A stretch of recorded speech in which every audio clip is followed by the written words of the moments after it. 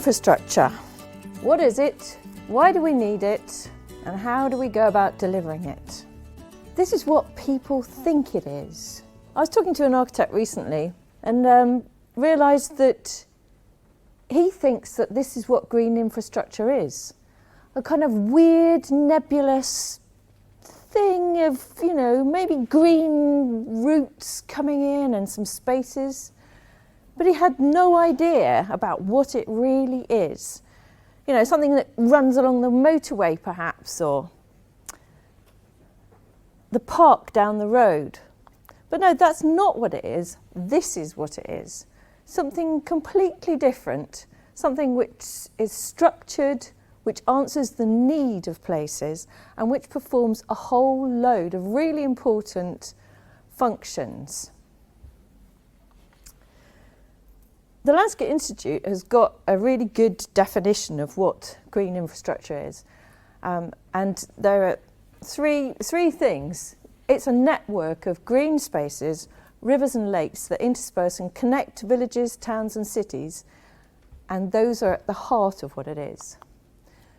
And those elements perform a range of functions which deliver many benefits, not just to us, the people who live there, but also for opportunities for wildlife and much wider benefits to ecology. But also there are social and economic benefits. And its multifunctional nature enhances through connectivity an approach which we really need to think about because we have such a limited land resource. So the reasons why we need to think about it are probably 10 reasons to mitigate and adapt against climate change, which people have almost stopped talking about, to increase capacity for flooding and for wetland creation, for economic productivity, strangely, food and energy security, sustainable use of finite land resource, importance of placemaking in sustainable communities, which I think is probably the thing that people think about most of all, mental and physical health, boosting biodiversity and opportunities for wildlife. And what happens is you get, as a result of providing it, a really connected and integrated network which has much greater benefits than just the individual spaces themselves. I'm just going to go back to a couple of those things. The last two, mental and physical health and boosting biodiversity. I mean, these are really quite scary statistics. 58% of women and 68% of men were overweight or obese in 2017. And kids, 1 in 5 in reception and 1 in 3 in Year 6 were measured as being overweight or obese. If we continue like that, this is where we're heading. And it's not funny. The Americans are statistically a great deal fatter than we are, and we need to do something about it now. People are designed to move and to socialise. Too much of our time is spent sitting down inside, and without the inducement of well-designed, connected open space, this trend is only going to continue. We need to create more opportunities for people to move about outside by foot and by bike so that exercise benefits us as part of the day and is not just for ourselves but also for the built environment. And there's this really important social and community reason why we need to put it in place too, because shared endeavour is what builds communities. So facilitating that can really help community cohesion. And in all these new housing areas that we're building, we really need to think about how those people come together and start to make a place be a really great, livable place to live. So the other thing we really need to think about in a great more depth is wildlife. I don't know if any of you have heard about Chris Packham's Manifesto for Wildlife. Did you see it on the news recently? No? Yeah, and did you hear about the walk in Hyde Park and all the activities that happened not this weekend, we just had the weekend before. I mean, I think it's a great initiative, and for really good reasons. This is a list of all the endangered species which he's put together as part of that manifesto. And there's also a statistical analysis of 218 countries to see where the UK stood on that in terms of biodiversity. And we're number 189. So it's a pretty poor state of affairs. And we talk about species being lost, but actually they're not lost, they're destroyed after generations of industrialisation, urbanisation and overexploitation of our natural resources. How many of your kids have ever seen a hedgehog? Well done to one person over there. 97% of hedgehogs have been destroyed.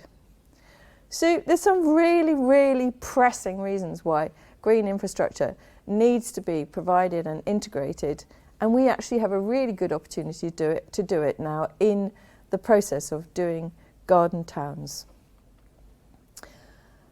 So how do we go about doing that? We often talk about green infrastructure in the context of new housing areas. So this is actually something that we did in Felsted in Essex. It wasn't part of a garden town, but as you can see, there's a certain amount of green space there. But what's wrong with it? Yeah, it's all around the edge. It's all squished down to the bottom. There's very little actually in the housing. I mean, this wasn't how we drew the plan at the beginning. This is what happened at the end after we were bullied by all the developers. There was a sewage works here, which meant that there was a kind of cordon sanitaire, which meant that we couldn't build close to that. And there were also two rivers, one through here and one coming down here, which also meant that there were flooding issues. But even so, you know, the compulsion was to push the green areas out of the core of the housing areas, and actually it benefits the least number of people by doing that. So in order to provide a strategy which is robust and can be defended through the whole local plan process, what we need to do is much more rigorous planning at the beginning and really adapt that plan as things go on through the development process.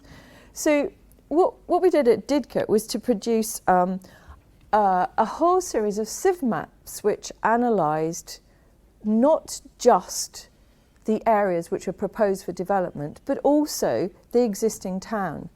The master plan was a much more encompassing thing, and it needed to be, I mean, there were a lot of issues in Didcot about the way the town functioned or didn't function, how divorced it was from the railway station, and where there were areas of quite serious deprivation. So rather than just kind of ringing the town with new development, which was the sort of default position up until that point, we provided a strategy to help integrate new development and new green infrastructure, but also to address some of the issues within the town itself.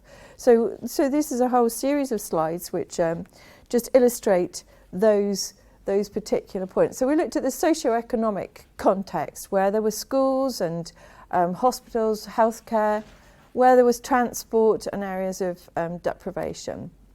And then the development context, the green areas, weirdly here actually, were areas where new development was proposed. And of course you can see the poor old town itself is going to be kind of completely changed by the amount of new development that was going on around its periphery.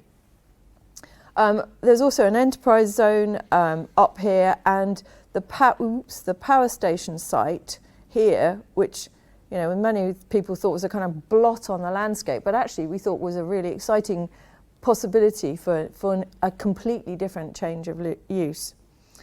And also transport, there were ideas for transport and issues that needed to be resolved, and that was all part of the kind of mix that we needed to look at.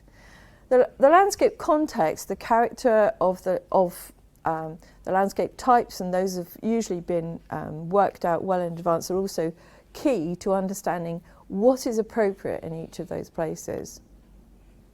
And also things like scheduled buildings, listed buildings, scheduled parks and gardens, conservation areas, are all part of the kind of heritage constraints in the mix. And we had protected landscapes there, just as we have in Taunton, with the AONBs, the AONB to the south and Greenbelt around Oxford to the north. There's also quite a lot of biodiversity action priority areas, which are kind of very scattered around, and in terms of habitat potential, the dispersion of those sites is really a bad thing. What we needed to do is make much better connections as far as possible. And flooding, Didcot is really prone to flooding. Railway line and the highway that runs along through the core here actually precludes movement of water from all these areas north to the watercourse and then up towards the Thames. So identifying, the capacity of the existing watercourse and providing green infrastructure as part of the provision for flooding was a really good way of boosting biodiversity, and also a huge improvement for recreational possibilities within structural changes which would actually benefit flooding within the town. Publicly accessible green space includes all sorts of things: allotments, cemeteries, amenity green space, as well as parks and gardens that we would normally associate it with it. Green routes and corridors, they're key to connecting places, but also mapping them helps you understand where there are some catastrophic gaps and breaks and why you can't actually move from one side of a place to another. So without that kind of information, how do you know where to start? Well, then we looked at the demographics, not just of the existing town, but of the proposed populations as well. So these are isochrones where you sort of either 5, 10, 15-minute walks of some of those spaces, and we categorise the size of the space as well as its proximity to population areas. So what falls out of this is this kind of drawing, which shows the places where new green space needs to be provided, and even the size of that space. So we had a clear need for larger spaces here and here because we already had existing big open space up here, and new spaces within the development itself, but also really important new connections that ran from the science parks of Cullum up here and Harwell down here into the core of the town, so that people who arrived by rail, from international people arrive in Didcot because it's actually fantastically famous for its science provision. They get there, they arrive there and they think, where the hell is everything? Where do I go? So we were providing a route that they could actually cycle to their place of employment or their conference or whatever it is without having to drive or get a taxi there, and providing cycle facilities right in the core by the railway station that are really high tech, an app for your phone, a bike you can hire, kit, a place to have a shower, all these things that really enable people to stop driving and get on their bikes or walk. Also, the town itself is one thing, and then all these areas around the periphery are another. But we identified that the town itself had just as much need for a review of its open spaces and its connectivity as the new development around it. And addressing that if you're going to make a garden town really work, and it's not just about kind of a greenwash idea of stuffing all these all these new houses in, but actually is changing the character of the place, is a really good way to do it. And this is the kind of plan you need to start that process off. But there are some pitfalls to this. What if the original settlement is poorly provided for and there's a deficit of open space? Yes. Should new development be required to make up this deficit, and how is this enforceable? What if extant consents do not have enough open space, or their open space is poorly located so it doesn't mesh with the overall plan? What if the developers of new housing areas refuse to see the value of open space and thinks it's a waste of developable land? I mean, those things, are they not all familiar to you?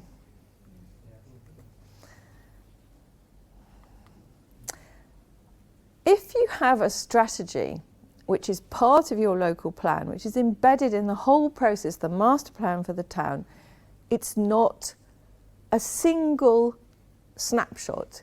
It's something that must go forward and be reassessed and developed as the plan proceeds.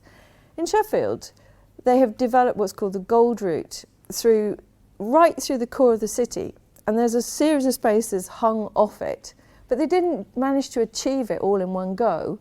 What they had was a rationale for doing it, and they had a really key strategy for doing it. So as those spaces came forward, they said to the new developers, right in the core of the city, no, sorry, we're actually having this as part of our really important open space infrastructure right in the city. And updating that strategy so that new developments entered into the equations will keep the data accurate, and developers and the public can see the difference that's being made. I think it's really important that places that are going through a great deal of change, where development can very often be not acceptable to local communities, but they can see that as a result and as part of the development coming forward, there are serious benefits to them. And very often, better routes into town, better play spaces, better opportunities for being outside can be seen as material benefits to them. And developers, well, the design review panel is all about telling the developers and helping the developers to see that actually open space is a really important part of any development, and how it's connected into the adjoining city and the fabric of the place is really key. And there are now so many statistics about what makes a great place, how open space contributes to that, how quickly houses sell in a street with trees as opposed to a street without. So there's plenty of data that we can point to that says actually it's really, really valuable to be in a place that has great open space. And there are also some really good examples. This is Cordia in Cambridge, which actually I went to last week.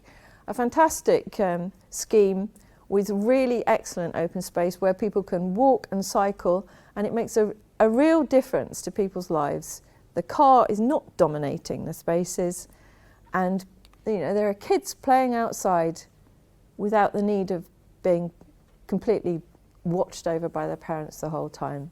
And this, of course, has other benefits like reducing congestion and improving air quality. So high quality open space improves the character and quality of the built environment, but it also improves the health and the well-being of people who live there, and particularly children who are developing in these circumstances. And the accumulated benefits of a network of multifunctional open space exceeds the sum of its parts. Thank you very much.